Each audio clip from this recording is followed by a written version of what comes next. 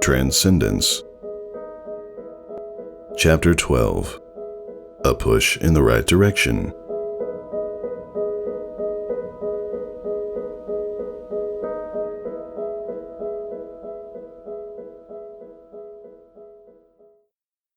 Left, right, left again.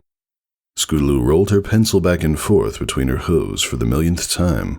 It made a loud, skittering sound across the wooden desktop, only muffled as it passed over her notebook paper.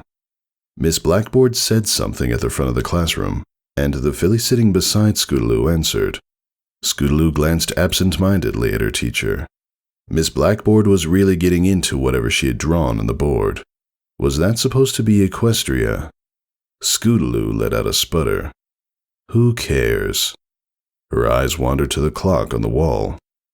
5 till 3. She sighed. Another pencil roll, and her attention shifted to the sheet of paper on her desk. Blank. Bland. Uninteresting. Just like the rest of the day would be. She rolled the pencil again. A simple time-wasting activity that she was pretty good at. At least that was one thing she was good at. The thought brought a scowl to her face. She stamped her hoof down on the rolling pencil, sending a loud crack through the classroom. She ignored the many curious looks she received. Scootaloo laid her head on the desk. Another day wasted, another afternoon awaiting the same fate.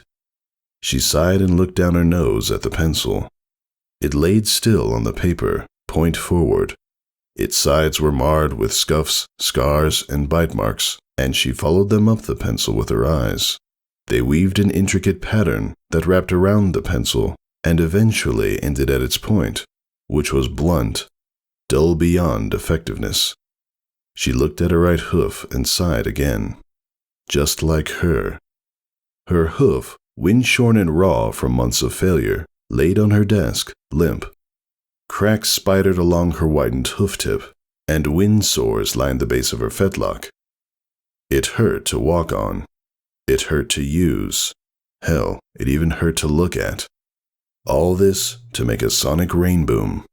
She remembered the Wonderbolt's tryouts, looking up in excitement as Rainbow Dash lit up the sky. That amazing ring that bloomed like a flower in the summer sun. A faint smile upturned the corners of Scootaloo's mouth. She had to make one. If you want me, come and get me. Scootaloo cringed. She refocused her eyes on her hoof, but looked away in disdain. A sonic rain boom. Like that'll ever happen. She flicked her pencil again. Maybe she would have to settle for a pencil-rolling cutie mark. The school bell rang. All right, children.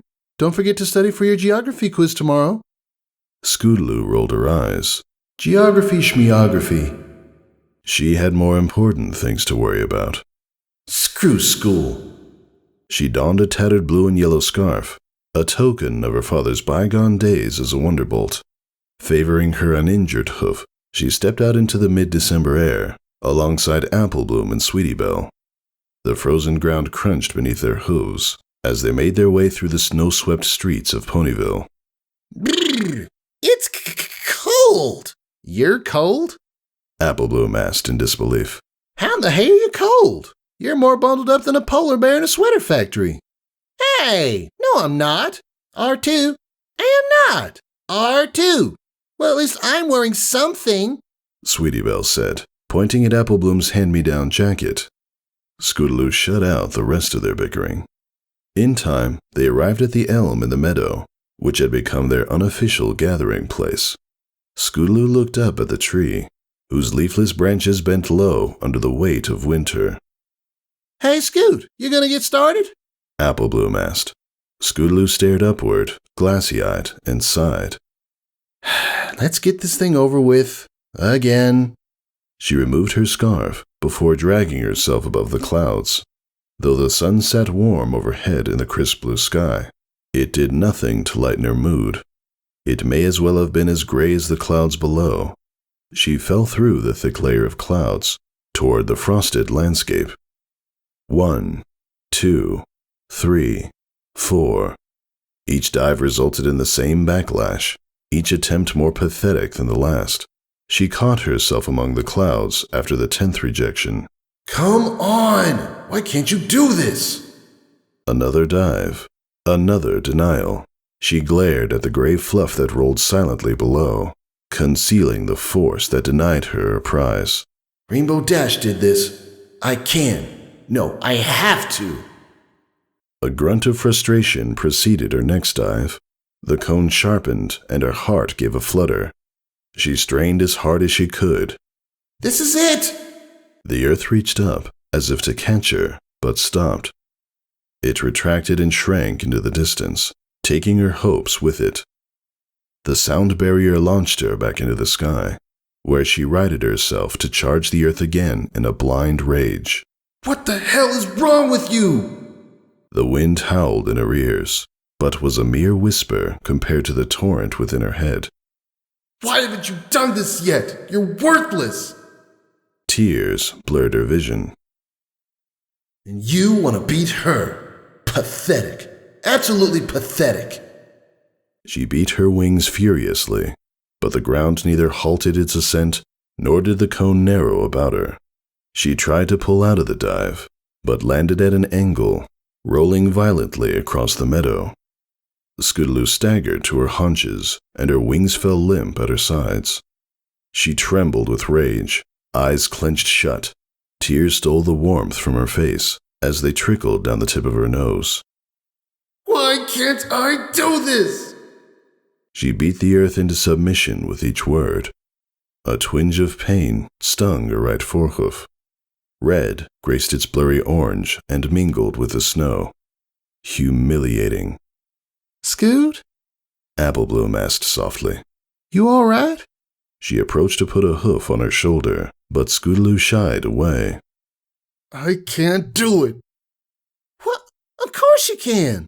You've been working on this for months. You can't just give up now. Scootaloo remained silent. She sniffled before standing up to gather her scarf. Just can't. I'm a failure. Come on, Scoot. Don't talk like that. Applebloom said as she stepped in front of her. Just like my sis always said to me when I learned how to buck apples. Defeat ain't failure till you stop trying. Applebloom looked her dead in the eyes. You're not a failure, she commanded, with sharp jabs of the hoof. Scootaloo shouldered past her. Just leave me alone. Applebloom's mouth hung agape. What? Scoot, come back here. She trotted to catch up. Come on, Scoot. Can't you try just a few more times? No. Applebloom sighed. Scoot, just one more. Just leave me alone. Scootaloo rounded on her, eyes ablaze. Applebloom recoiled. It's been 4 months, Applebloom. 4 months, and nothing's happened. I've been out here every single day. Have you seen any sonic rainbooms? No. I'm tired of it. She turned back toward Ponyville. I'm done. Applebloom stared in disbelief. So that's it. Just like that, you're giving up. Shut up, Scootaloo said, not bothering to look back. Scoot, can't you just... No. Applebloom huffed. You get back up there and try again. Scootaloo glared over her shoulder. Make me. Fine. Applebloom lunged, tackling Scootaloo to the dirt. Get off me! Scootaloo yelled. She kicked Applebloom hard in the chest. The blow sent her tumbling over backwards, but she was on her hooves and diving atop Scootaloo before she could fly away. Sweetie Belle looked pleadingly between the two. Guys, stop it! This isn't helping! Neither of them listened. They tumbled through the snow, hooves flailing and teeth gnashing. I said get off me! Scootaloo threw a wild back hoof that caught Applebloom square in the face. She cried out in pain, but retaliated with a kick to the stomach that launched Scootaloo into the side of the tree. Scootaloo crumpled into a ball, wheezing for the first few precious bits of air that would fill her lungs. Applebloom pinned her down and whipped her scarf off of her. She spit it to the ground and stamped a hoof on it. You ain't going nowhere till you get back up there and try again. Scootaloo gazed up at her friend. Her mane was a mess. Her bow was torn, and a bruise was forming beneath her eyes. Scootaloo glanced away in shame. Applebloom stepped back, allowing her to stand. Scootaloo staggered to all fours and looked her in the eyes. Applebloom glared at her not with anger or vengeance, but with hard expectation, harsh but empowering. Scootaloo let it fill her. Composure returning, she took to the skies and circled about. The wind stung like icicles on her cuts and bruises. It drew away the pain and anger that had boiled over moments ago, evaporated to leave her with the thoughts that mattered. She was gliding down from the mountain again. The wind tugged her skyward. All right, here we go. The clouds melted away as she rose through them, damp with cloud vapor, her coat frosted over in the freezing wind. She brushed away the ice crystals on her face and gazed at the clouds below. They dared her to try again. They dared the wrong pony. This time Scootaloo dove, but instead of concentrating on the sonic rain boom, she filled her mind with Applebloom's soul-piercing stare. Every crevice resonated with its power. The cone formed and stretched about her.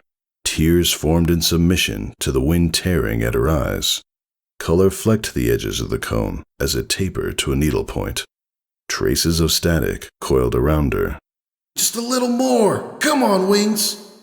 The ground grew dangerously close, but she pressed on. The cone's tip began unraveling. This is it! Her lungs burned like a stoked furnace, and her wings screamed for an end to their torture, but she continued unfazed. Almost there! The tip became a single thread and pulled taut against her hoof. She eyed it with lust as it quivered in vain resistance. Time stopped, and her heart beat victory. Scootaloo grinned triumph, watching it thin out, hair-like, but the ground suddenly came into focus. She let out a gasp and pulled out of the dive, feeling the blood rush to her legs. Branches lashed at her as she crashed through the elm and across the meadow. Worried cries echoed off the trees. Scrapes bled, and her body ached, but none of it mattered. She was already in the sky again, mind whirling a mile a minute around a single thought. It frayed. It frayed! The sky was still a dull gray, unmarred by the myriad colors of a rainbow, but it no longer clutched at her heart like the looming shadow it once was. Scootaloo looked down at her friend with a smile, and was returned with one of pride. Thanks, Applebloom.